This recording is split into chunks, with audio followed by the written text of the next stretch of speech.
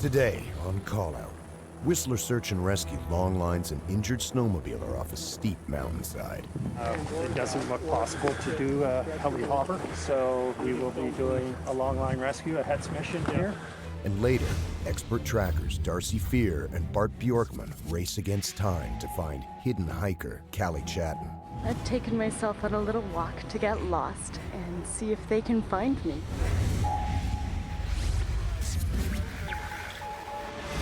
Wednesday, 2:37 p.m. Whistler Search and Rescue was called out to help extricate an injured snowmobiler. The injured subject is Virginia Smith, a Whistler resident and self-described Djinn of all trades, who works as a horse farrier, go-go dancer, bartender, model, stunt woman. The list goes on. A highly experienced snowmobiler, Virginia has crashed her sled and is trapped on a very steep incline, terrified to move for fear that she has a broken neck. I have just notified my rescue team members to be on standby, get their gear ready. I am on my way to the staging area to prepare for the helicopter landing. A helicopter travels to the top of Whistler Mountain to pick up pro ski patrollers Darren Romano and Kevin Sebald. Brad Sills is picked up near his Callahan Valley ski resort. The three-person rescue team, with pilot Steve Gray, have more than 60 years of experience in mountain rescue. Their destination? Brandywine Mountain. Located in the southern coast mountains of British Columbia, the Brandywine Valley is a favorite spot for outdoor recreationists and can attract well over 100 snowmobilers on any given day during the season. The sport of snowmobiling is a lot of fun, but it can be deadly. The practice of high marking, riding up to the highest point possible on a steep mountain slope, can lead to a yard sale, both sled and rider tumbling down the mountain. And that's just the lucky ones.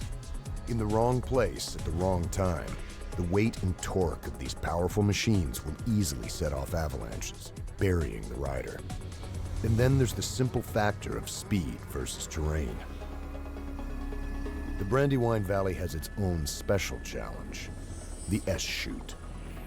It's very steep, probably in the neighborhood somewhere between 40 and 45 degrees, depending on the time of the year. And about halfway up the chute at about probably 600 to 700 vertical feet, it has a dog's leg marked with a large rock in the middle of it. And you have to turn quite radically one way or the other to get around this rock. Meanwhile, keeping full power on, because if you don't, you'll start flipping and you'll roll right to the bottom of the chute. The team arrives on site. They can see Virginia lying in the S-chute, comforted by friends. I was a mess. I've been laying there for about 2.5 hours. I was starting to get very cold. I was starting to shake. I was crying a little. I was breathing heavy. I was pretty much having a full-on panic attack. Virginia recounts how her accident occurred. I hit an ice chunk and I went right into the rock, and the snowmobile came back. I got kicked off the back of it and it started to cartwheel down. I could feel it and hear it coming down behind me, and then it impacted right on my back. It rolled right over the back of my head, and then I slid for about 30 feet and then I stopped. And I decided not to move.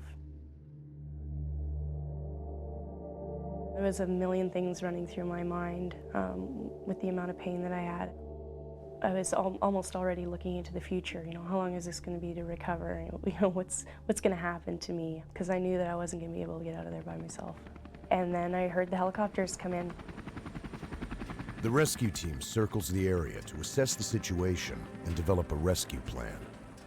We did our initial checks, wind speeds, wind direction, sun angles, atmospheric density, are there downdrafts? Most of the avalanche activity had already occurred. We did look at a technique called heli hover, in which the pilot will keep full power on the helicopter and will come into a very close hover, somewhere between 2 to 8 feet above the ground. But the steepness of the slope and the fact that we had no way of telling whether snowmobilers could enter the slope, and once they were in the slope, they're powerless to stop. It's that steep. They would come down, and of course, if we were trying to load somebody, they'd come right into the rotor system, and we would all have a very bad day. In fact, a snowmobile came over the top and stopped when he saw the subject, took off his helmet, and we were able to yell at him if he would mind becoming a sentry. And he performed that duty, which was a great relief to all of us. The rescue proceeds. Medical team leader Kevin Sebald is dropped off above the S-chute and skis down to Virginia with a spinal board. I was in quite a bit of shock at that point. How are we doing? I was sure that I had broken my neck from the amount of pain that I was feeling. I had heard crunching and cracking when the sled rolled over my head. He reassured me that everything was going to be okay and that he had a crew put together and we're going to put you on a spinal board and he was going to get me out of there and everything was going to be fine. I felt very safe. Coming down your shoulder now, shoulder's okay. Because the area is too steep for either a tow out by snowmobile or to hover the helicopter and load Virginia in, they opt for a HETS mission, lifting Virginia out using a long line. We will be doing a long line rescue, a HETS mission here. Darren is getting dressed to be on the end of the line, and I will be spotting. That's Kevin calling. Okay, Brad, we're doing quite well. I've got a bench shoveled out here. Our scene is looking fairly secure, and we're ready anytime. Yeah, roger that. We're just finishing up the configuration here. Darren will come off the line with the ARP and assist you in loading her, and then ETA about 5 minutes. Copy that. Sounds good, Brad.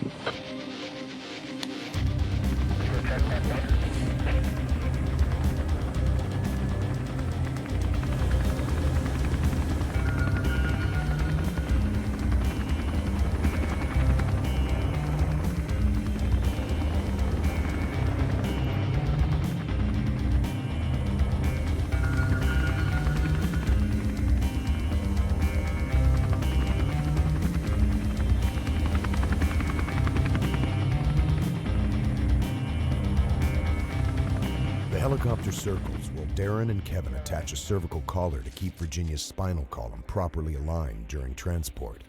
It's gonna be okay.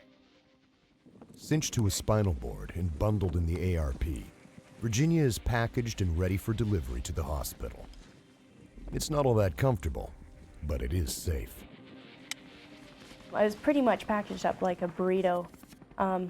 It was completely dark and I could hear the helicopters coming in, but I couldn't see them. The helicopter returns and picks them up.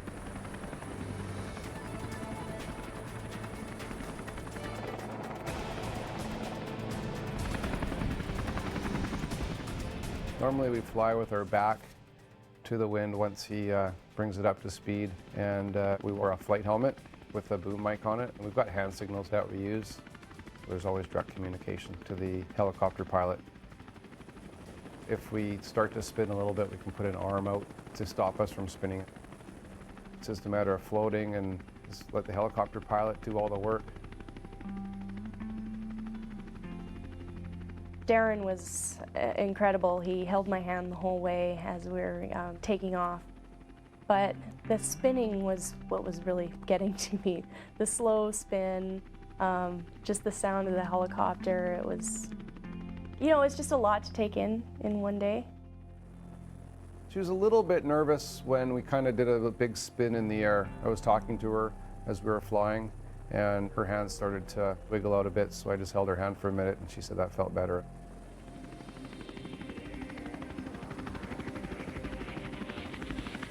Virginia is lowered to the ground, where she will be moved to the awaiting medevac helicopter.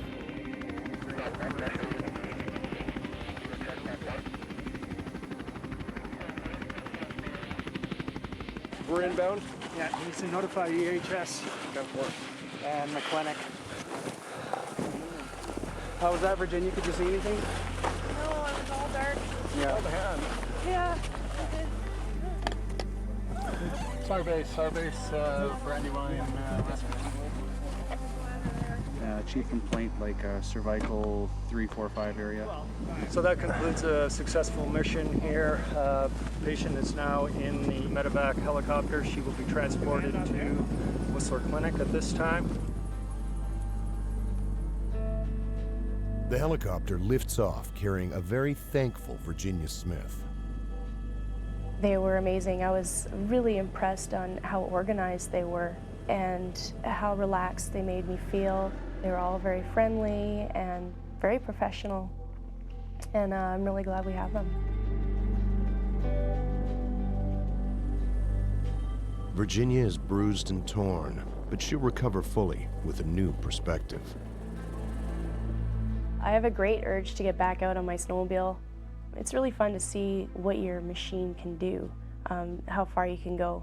I have a great time with it because I'm really light and I have a very powerful machine, and I can usually out high mark the guys, and I think that's the thrill of it for me, is the fact that, you know, I can go up there and kind of show them up, whereas a lot of sports are very male dominated.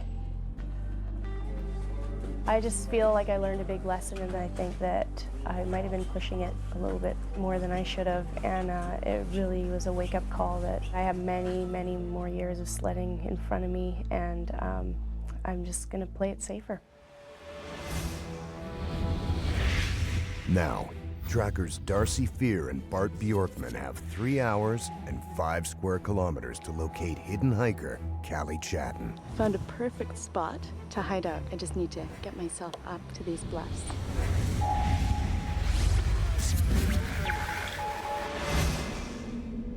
Thursday, 12:31 p.m. Expert trackers Bart Bjorkman and Darcy Fear are called out to search for a missing hiker.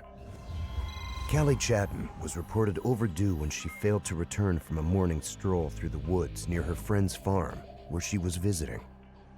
We know that the young lady has gone on this trail. It's a well-used trail. Darcy's up behind me now trying to establish her footprints.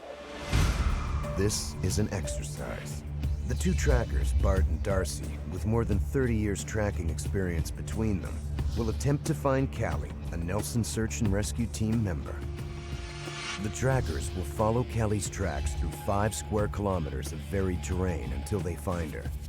They've got 3 hours. But Callie isn't going to make this easy for them. With a 30-minute head start, she will attempt to elude the two experts, trying her best not to leave any clues along the way. I've taken myself on a little walk to get lost and see if they can find me. Bart and Darcy move to the top of the hill from the subject's last known position and make their first important discovery in a track trap, a soft patch of ground likely to capture a shoe sole impression. What we're seeing here is a fairly good print as prints go for us. You can actually see the outline of the toe here and some of the pattern of the sole. What Darcy has done is he's measured from the heel to the toe, the width of the heel, and the length of the heel. He's also drawn in his picture all of these different formations or patterns of the tread.